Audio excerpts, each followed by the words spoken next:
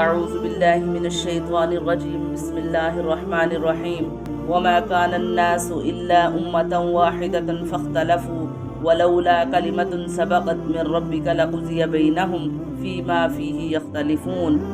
ترجمہ: اور تمام لوگ ایک ہی امت کے تھے، پھر انہوں نے اختلاف پیدا کر لیا، اور اگر ایک بات نہ ہوتی جو آپ کے رب کی طرف سے پہلے ٹھہر چکی ہے تو جس چیز میں یہ لوگ اختلاف کر رہے ہیں ان کا قطعی فیصلہ ہو چکا ہوتا۔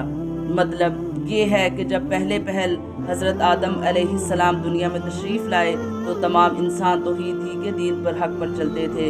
بعد میں کچھ لوگوں نے الگ الگ مذہب ایجاد کر لیے۔ اللہ تعالیٰ یہی دنیا میں ان کے اختلافات کا فیصلہ کر سکتا تھا، لیکن چونکہ اللہ تعالیٰ نے کائنات کی تخلیق سے پہلے ہی یہ طے فرمایا ہوا تھا کہ دنیا انسانوں کے امتحان کے لیے پیدا کی جائے گی، اور ہر شخص کو یہ موقع دیا جائے گا کہ اللہ تعالیٰ کی طرف سے پیغمبر بھیجے جائیں گے جو لوگوں کو دنیا میں آنے کا مقصد بتائیں گے اور دین پر حق کو واضح دلائل سے بیان کر دیں گے۔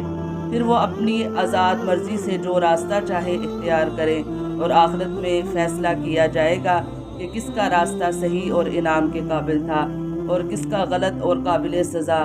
اس لیے اللہ تعالیٰ نے دنیا میں اس فیصلے کا مشاہدہ نہیں کروایا۔